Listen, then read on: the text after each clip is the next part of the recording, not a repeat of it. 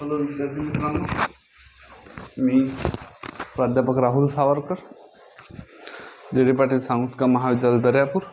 आज मी BSc part 3 semester 6चं ऑर्गॅनिक केमिस्ट्रीचं युनिट 3 म्हणजे इलेक्ट्रॉनिक केमिस्ट्री डिस्कस करणार आहे. तर इलेक्ट्रॉनिक स्पेक्ट्रोस्कोपी आणि इन्फ्रारेड स्पेक्ट्रोस्कोपी असे दोन टाईप आहेत, पार्ट आहेत. मग त्याचे हे कंटेंट्स आहेत.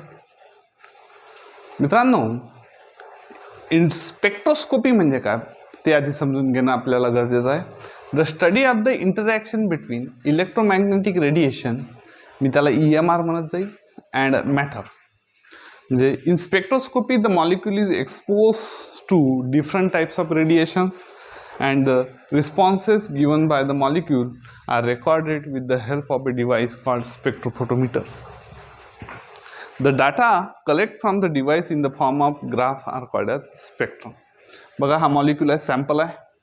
ह्या मॉलिक्यूलवर वेव्ह पडली, यापासनं रेडिएशन्स ते आपण काउंट केले स्पेक्ट्रोफोटोमीटरवर आणि ते रीड आउट केले, त्याला स्पेक्ट्रोस्कोपी म्हणतात. मग मित्रांनो, स्पेक्ट्रोस्कोपीची गरज काय? Why is the need the study of a spectroscopy? Spectroscopy शिकण्याचा असा इम्पॉर्टन्स काय? What is the role of spectroscopy in chemistry? It helps to determination of structure of unknown molecule. Suppose मी A + B रिॲक्ट केले आणि AB तयार झाला. AB खरंच तयार झाला का, की अजून दुसरा कोणता प्रॉडक्ट तयार झाला, हे शोधण्याचं काम स्पेक्ट्रोस्कोपी करते.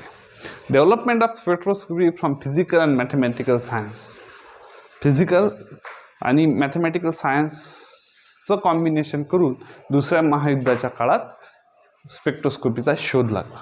Identification of compounds, classical method म्हणजे जुन्या मेथड कोणत्या आहेत? तर qualitative identification of colour, indicators, boiling points, orders, and quantitative that is mass or volume. Gravimetric and volumetric आपण प्रॅक्टिकलमध्ये ह्या मेथड पाहिलेल्या आहेत. मॉडर्न मेथड्समध्ये क्वालिटेटिव्ह म्हणजे क्रोमॅटोग्राफी आली, इलेक्ट्रोफोरेसिस आलं, and identification by measuring physical properties आल्या, लाईक स्पेक्ट्रोस्कोपी, इलेक्ट्रोड पोटेन्शियल. क्वांटिटेटिव्हमध्ये measuring property and determining relationship to concentration, example spectrophotometry, mass spectrometry. Often same instrumentation used for qualitative and quantitative analysis. मग spectroscopy दोन प्रकारची आहे, एक absorption spectroscopy आणि एक emission spectroscopy. Absorption spectroscopy म्हणजे काय? The structural determination bye absorb radiation.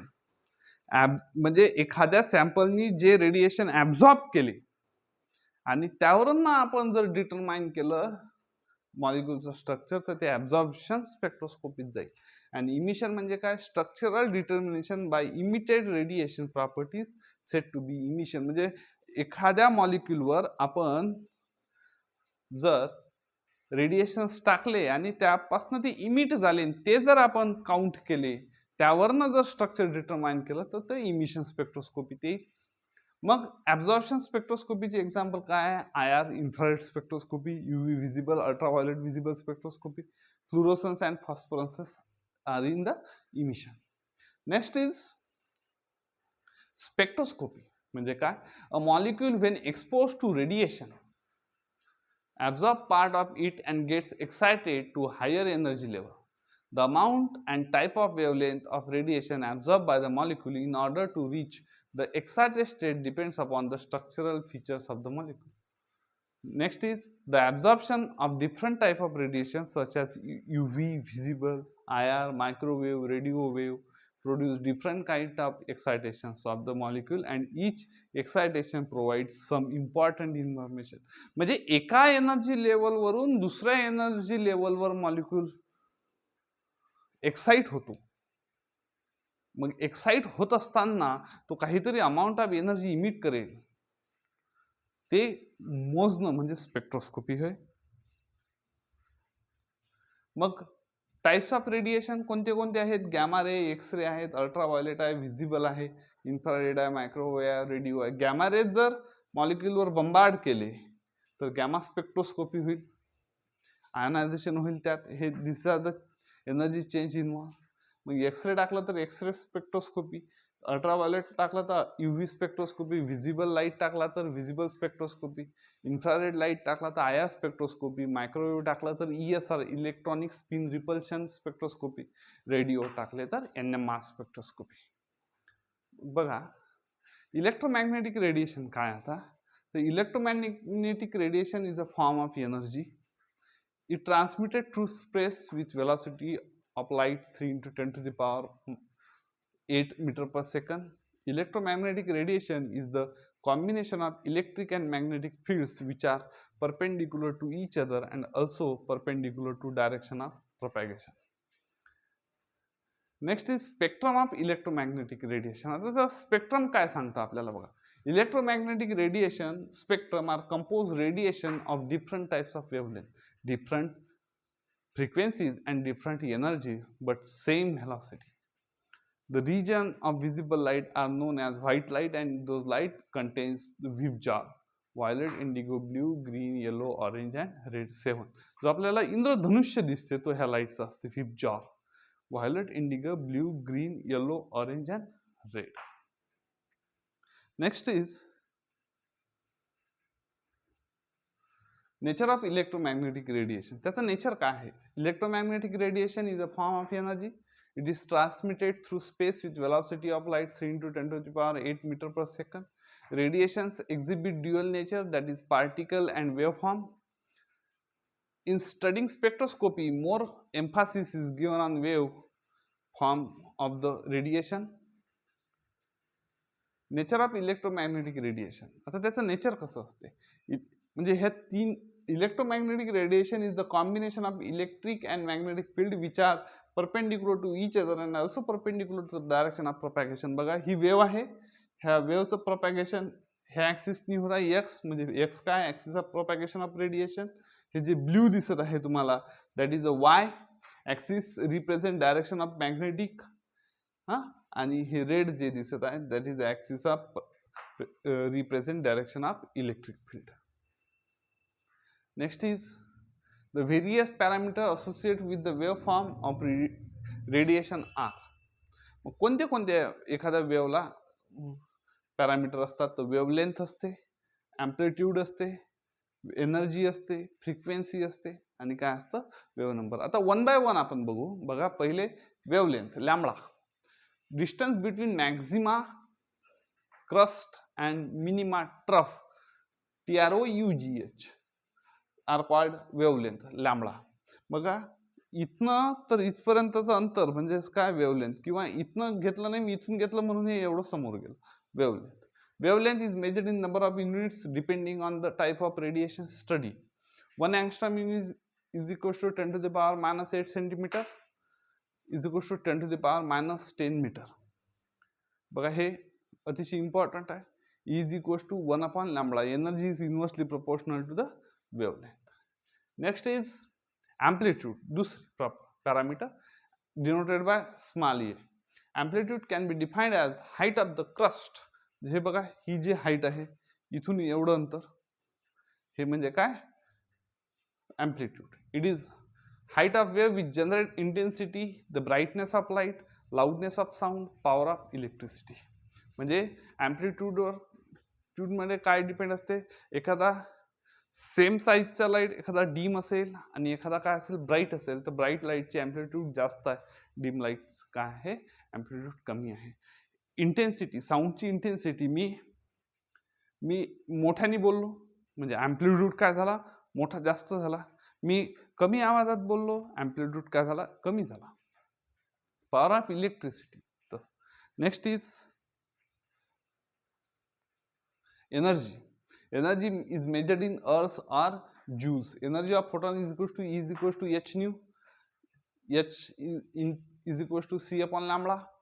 म्हणजे बघा रेडिओ, मायक्रोवेव्ह, इन्फ्रारेड म्हणजे इकडनं एनर्जी वेव्हलेंथ कमी कमी होत जाईल, एनर्जी काय होत जाईल? वाढत जाईल. शॉर्टेस्ट वेव्हलेंथ आहे इथं काय आहे मोस्ट रेडिओ आणि एक्सरेचं मी तुम्हाला एक्झाम्पल देऊन सांगतो. फॉर एक्झाम्पल अकोल्याला रेडिओ स्टेशन आहे. त्या ती रेडिओची जी फ्रिक्वेन्सी आहे किंवा वेवलेंथ जी आहे ती आपल्या दर्यापूरपर्यंत पोहोचते, जे आपण इथे रेडिओ ऐकू शकतो. बरोबर आहे. पण दर्यापूरला एखादी एक्सरे मशीन, अकोल्याला एखादी एक्सरे मशीन ठेवली तर त्याची वेव इथे पोहोचेल का? नाही, त्याची एनर्जी जास्त आहे म्हणून त्याची वेवलेंथ कमी आहे. म्हणून मी तुम्हाला जे सांगितलं होतं, wavelength and energy are inversely proportional to the each other. Next आहे frequency. Number of wave pass through special point in given time known as frequency, that is mu. Frequency mu is measured in either hertz or cycle per second. 1 hertz is equals to 1 cycle per second. हे बघा, एका point मधून किती waves जातात त्याला काय म्हणतात? Frequency. Next is wave number. Number of wave present in 1 centimeter distance called as wave number. Wave number is measured in terms of waves per centimeter. It is denoted by K or mu bar.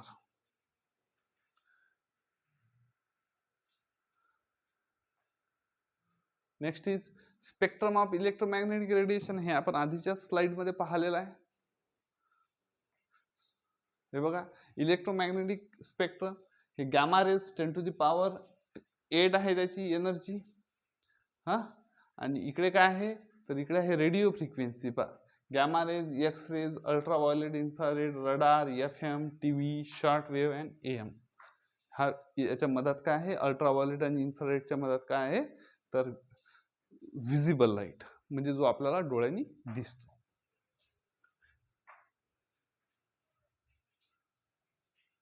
Spectrum of electromagnetic radiation. Spectrum of electromagnetic radiation. आता बघा, thus any wavelength of light that particular molecule absorb will due to change in the electronic, vibrational and rotational energy level. 3 energy levels असतात कोणत्याही molecule मध्ये. कोणत्या? Electronic, vibrational and rotational. बघा, सगळ्यात मोठी असते इलेक्ट्रॉनिक. हे बघा, ही आहे इलेक्ट्रॉनिक. याच्या मधात असते रोटेशनल. हे 3 झाल्या रोटेशनल. आणि याच्या मधात व्हायब्रेशनल. याच्या मधात कोणते असतात? व्हायब्रेशनल. आणि याच्या मधात कोणते असतात तर रोटेशनल. म्हणजे जेव्हा लोअर रोटेशनल एनर्जीवरनं हायर रोटेशनल एनर्जीवर एक्साइटेशन होत असेल, डी एक्साइटेशन होत असेल, तर that is a rotational, due to the rotational transition. जर व्हायब्रेशनल मध्ये होत असेल तर लोअर व्हायब्रेशनल मधून हायर व्हायब्रेशनवर जर मॉलिक्यूलचं ट्रान्झिशन होत असेल, इलेक्ट्रॉनचं ट्रान्झिशन होत असेल, एक्सायटेशन होत असेल. एक्सायटेशन म्हणजे काय? खालून वर जाणे म्हणजे एक्सायटेशन. वरून हायर एनर्जी पासून लोअर एनर्जीवर येणं म्हणजे डी एक्सायटेशन. लोअर एनर्जी वरनं हायर एनर्जीवर जाणं म्हणजे एक्सायटेशन. हायर वरून लोअरला येणं म्हणजे डी एक्सायटेशन. म्हणजे व्हायब्रेशनल टू व्हायब्रेशनल म्हणजे व्हायब्रेशनल एनर्जी लेवलवर होत आहे. इलेक्ट्रॉनिक म्हणजे काय होत आहे? मग आता बघा, इलेक्ट्रॉनिक म्हणजे लोअर इलेक्ट्रॉनिक टू हायर म्हणजे इलेक्ट्रॉनिक ट्रान्झिशन होत आहे. नेक्स्ट आहे interaction of radiation with matter. बघा, when radiation strikes molecules absorb part of it, the wavelength of frequency or of radiation absorbed depends on the structural feature of molecule. As a result of absorption of energy, molecule undergoes excitation, higher energy state. म्हणजे हे बघा, हा molecule आहे. ह्या मॉलिक्यूलनी हा photon म्हणजे light घेतला आणि ह्या मॉलिक्यूलचं काय झालं? एक्सायटेशन झालं. म्हणजे इथून हा मॉलिक्यूल कुठे गेला? इथे गेला. This is a ground state, this is a excited state. म्हणजे हे लोअर एनर्जी लेवल, हे हायर एनर्जी लेवल. मग आता हायर एनर्जी लेवलवरून लोअर एनर्जी लेवलवर येत असताना some amount of energy emitted, that is emission. Next is types of excitation. आता किती प्रकारचे एक्सायटेशन आहेत? मी तुम्हाला आधीच 3 सांगितले, रोटेशनल, व्हायब्रेशनल अँड इलेक्ट्रॉनिक. 3. नंतर रोटेशनल एक्सायटेशन काय? इफ मायक्रोवेव्ह ऑर यूज, म्हणजे मायक्रोवेव्ह लाईट जर वापरला म्हणजे मायक्रोवेव्ह असतं घरी, त्यात रोटेशनल ट्रान्झिशन होतात. म्हणजे लॅम्बडा त्याची फ्रिक्वेन्सी किती असते 10⁵ to 10⁷ nanometre. Molecule undergo rotational excitation. Next is vibrational excitations. If IR radiations are used, they bring about vibrational excitation, and if ultraviolet radiations are used, if radiations from visible and UV region are used, they bring about electronic excitation from bonding and anti-bonding levels. तर बघा next आहे आपलं microwave. बघा इथं आहे microwave साठी काय आहे रोटेशनल एक्सायटेशन. इन्फ्रारेड साठी काय व्हायब्रेशनल. इन्फ्रारेडमुळे कोणते होतात व्हायब्रेशनल रोटेशनल एक्सायटेशन. युव्ही आणि व्हिजिबल मध्ये कोणते होतात इलेक्ट्रॉनिकली होतात, व्हायब्रेशनली होतात आणि रोटेशनली होतात. कारण की युव्हीची एनर्जी जास्त आहे IR पेक्षा. बघा ना एनर्जी इकडून इकडे कमी होते, म्हणजे गॅमाची एनर्जी जास्त आहे, एक्सरेची त्याच्यापेक्षा कमी आहे, म्हणजे एनर्जी इकडे वाढत चालली. म्हणजे युव्ही मध्ये जे सगळ्यात जास्त एनर्जी ज्याला लागते म्हणजे इलेक्ट्रॉनिक ते होतील. मग इलेक्ट्रॉनिक होते म्हणून त्यात व्हायब्रेशनली होईल रोटेशनली होईल. कारण की व्हायब्रेशन आणि रोटेशनल एक्सायटेशन साठी कमी अमाऊंट ऑफ एनर्जी लागते, पण इलेक्ट्रॉनिक साठी जास्त अमाऊंट ऑफ एनर्जी लागते. म्हणून IR आणि मायक्रोवेव्ह हे इलेक्ट्रॉनिक ट्रान्झिशन करणार नाही. मायक्रोवेव्ह फक्त रोटेशनल ट्रान्झिशन करेल. IR हे व्हायब्रेशनल प्लस रोटेशनल दोन्ही करेल, पण UV आणि व्हिजिबल तीनही करेल, electronic, vibrational and rotational. Next आहे spectrum. If the study of spectroscopy, the molecule is exposed to the various type of radiation. The wavelength of the radiation slowly change from minimum to maximum in the given region, and the हे पाहिलेलंच आपण the absorption of every wavelength is recorded. म्हणजे कोणतं excitation D excitation होत आहे ते आपण record करू आणि त्यावरनं आपण मॉलिक्यूलचं स्ट्रक्चर डिटरमाइन करू. आजच्या लेक्चरमध्ये आपण इथेच थांबू. पुढच्या लेक्चरमध्ये आपण UV व्हिजिबल स्पेक्ट्रोस्कोपी म्हणजेच इलेक्ट्रॉनिक स्पेक्ट्रोस्कोपीचा स्टडी करू. थँक्यू. डिपार्टमेंटल ॲपवर जाऊन तुम्ही आपली प्रेझेंटी लावायची.